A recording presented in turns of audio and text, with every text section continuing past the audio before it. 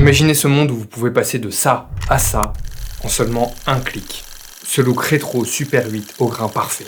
Ce monde il existe, c'est le nôtre en fait, et il s'appelle utiliser des LUT.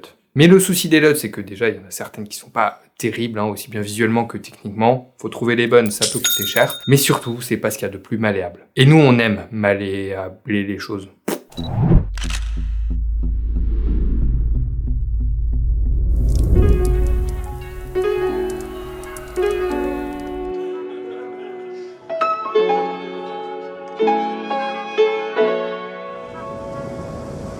Moi, les looks rétro, je trouve que bien fait et bien utilisé, c'est vraiment stylé. Ça peut véhiculer beaucoup d'émotions. Bon, après, dans les faits, petit avis personnel, je trouve que c'est assez souvent utilisé à tort. Exemple simple, si vous filmez une belle Jaguar type années 60, tout ça, vous mettez ce look, raccord de ouf. Mais si vous le faites avec une vidéo de, par exemple, Ferrari Roma, très belle voiture, mais 2019, ça colle pas trop. Je prends l'exemple des voitures parce que pas besoin d'avoir 90 cm de tour de bras, un crâne bien lisse pour à peu près capter l'époque. It's Britney, bitch. Et quand Dancer m'a proposé de tester leur plugin, j'ai été plus que ravi parce que je vais vous avouer un truc, je n'arrivais jamais à créer un look rétro qui me plaisait. Avant de me mettre sérieusement à la colorimétrie, j'y arrivais pas, mais bon, un peu logique, mais même maintenant c'est très laborieux. Et là, je vais vous montrer que c'est non seulement facile, mais malléable et avec un super résultat. Alors ils m'ont envoyé la licence pour que je teste et que je fasse cette vidéo, mais ils m'ont non seulement dit que je disais ce que j'en voulais, mais qu'en plus les avis négatifs étaient les bienvenus. Alors on va les descendre. Non, je rigole, en plus vous allez voir, c'est assez sympa. Ils sont compatibles avec plusieurs logiciels de montage, ils ont même une application iOS si ça vous intéresse. Moi je vais faire tout ça sur DaVinci Resolve parce que c'est l'outil que j'utilise pour ma colorimétrie. Évidemment. Mais à la fin je vous montrerai sur Premiere Pro comment l'utiliser, mais au final les outils sont les mêmes. Ok, on se retrouve avec un petit plan de popcorn là comme ça.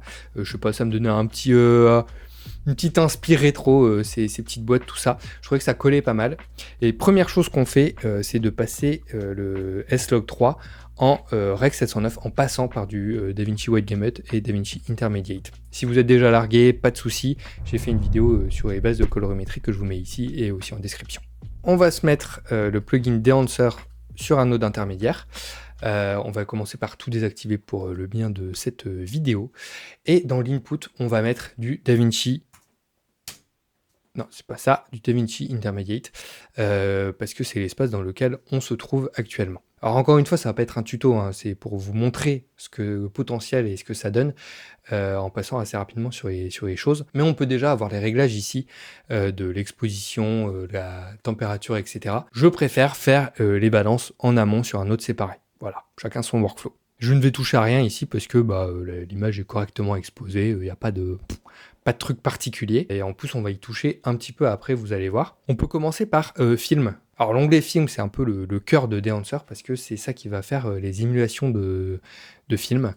C'est hyper cool parce que vous regardez, il y en a quand même pas mal avec différents styles. Alors sur le site Dehancer, il y a des recommandations en fait en fonction de ce qu'on utilise, en fonction des situations, pardon. Vous pouvez regarder ça. Il y a aussi le lien de la page de Dehancer dans la description si ça vous intéresse. Mais ma recommandation, en fait, la façon dont moi je fais les choses, c'est ok s'en servir comme base, mais choisir en fait ce qui vous correspond au feeling. C'est quand même un aspect créatif, tout ça. Suivez votre instinct.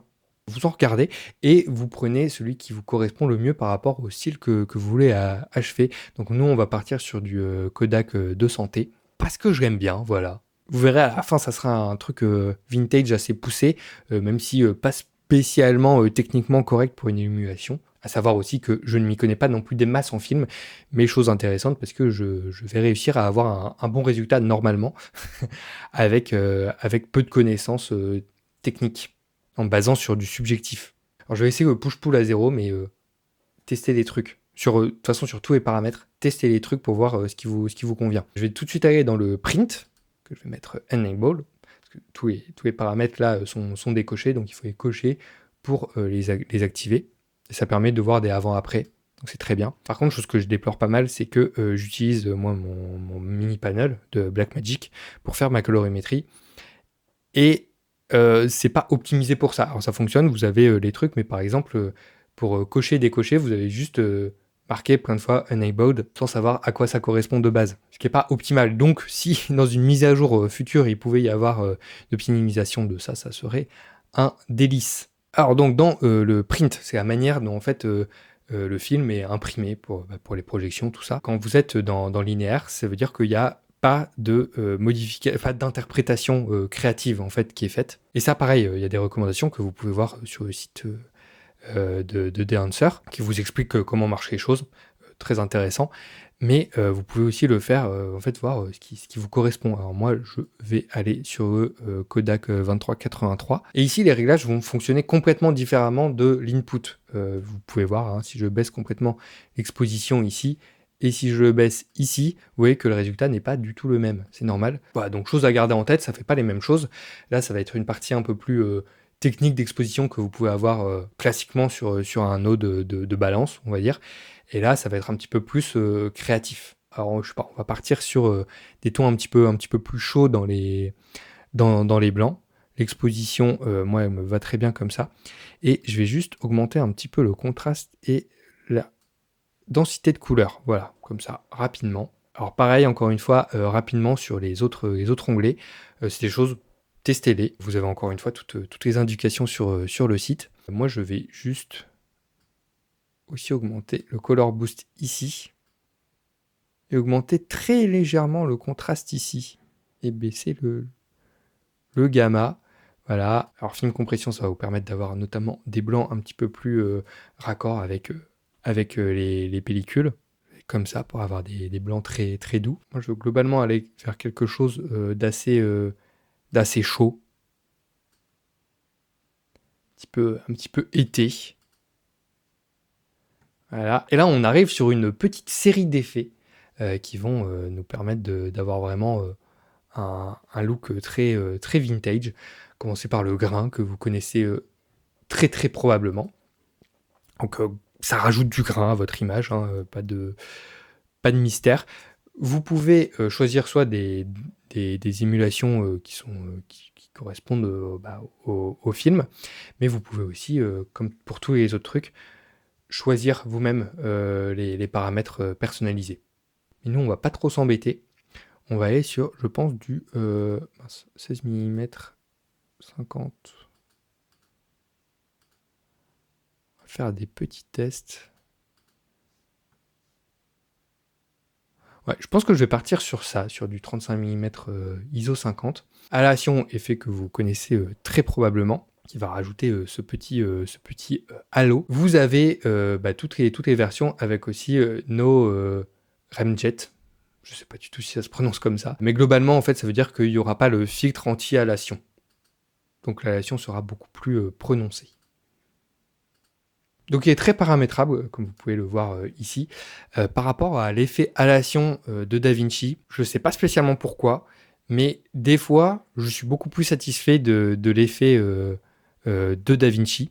Alors attention, je suis satisfait du résultat, mais pas spécialement de la qualité d'émulation.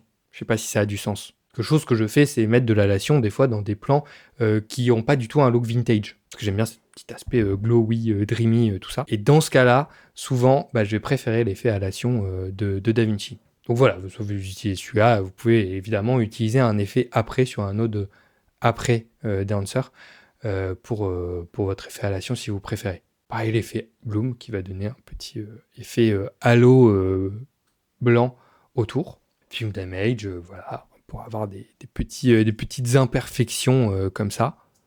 Globalement, sur tous les trucs, plus vous partez vers le 8 mm, Super 8, plus ça sera dégradé, et plus vous allez vers du 65 mm, mieux ce sera.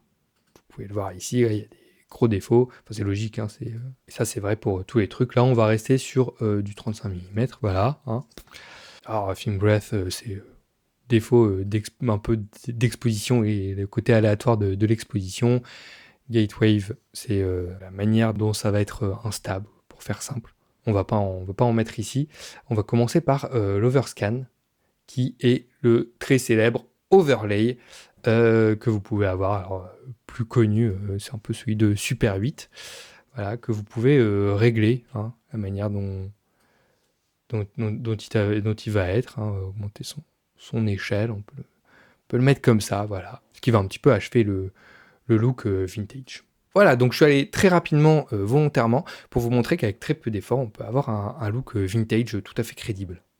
Mais comme je vous disais, j'aimerais vous montrer un autre aspect de Dancer, qui n'est pas du tout de son but premier, mais qui, moi, me sert de temps en temps, qui est la construction de look, mais pas du tout vintage, juste un peu par inspiration, qui permet par exemple sur cette vidéo de téléphone vintage, de passer de ça à ça. Alors comme vous pouvez le voir, il n'y a aucun grain, il n'y a pas d'overscan, de vignette, tout ça. Mais c'est pour vous montrer qu'avec Dancer, vous pouvez avoir des trucs qui ne sont pas du tout vintage, mais avec un look quand même assez fort, prononcé. Vous pouvez le faire aussi plus subtil. D'ailleurs, il y a ici un output pour réduire un peu l'impact, pour avoir un truc plus subtil par exemple, comme ça. Mais c'est quelque chose que je trouve très intéressant, parce que je trouve que le color grading, c'est vraiment un peu une étape au-dessus, artistique, subjectif, tout ça, qui n'est pas forcément facile à prendre en main au début. Surtout quand on veut mêler l'aspect technique, c'est-à-dire avoir tout qui est correct, et l'aspect créatif. On peut vite faire des erreurs avec des artefacts et tout ça, et ce logiciel, il permet quand même d'avoir une base très facile. Vous avez bien vu, hein, c'est pour ça que j'ai rajouté un autre node avec un color slice dedans. Très simple, hein, j'ai juste poussé les tons dorés, orangés. C'est une partie que je préfère de Dancer.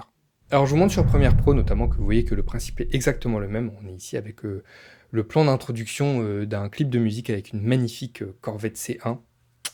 Parfaite. Alors une fois que le plugin est installé, d'ailleurs comme pour DaVinci c'est très simple, hein, vous avez tout en pouce ou mode d'emploi sur le site Dancer. Vous allez dans Effets et vous le retrouvez ici à Film et Émulation. Donc, vous pouvez le glisser sur votre élément ou sur un calque d'effet pour l'appliquer à plusieurs clips d'un coup. Et on va commencer par quelque chose que je ne vous ai pas montré sur DaVinci, mais qui a aussi, et c'est juste que là on en voit beaucoup plus intérêt parce que la gestion des couleurs n'est pas la même sur Premiere, mais c'est exactement le même fonctionnement.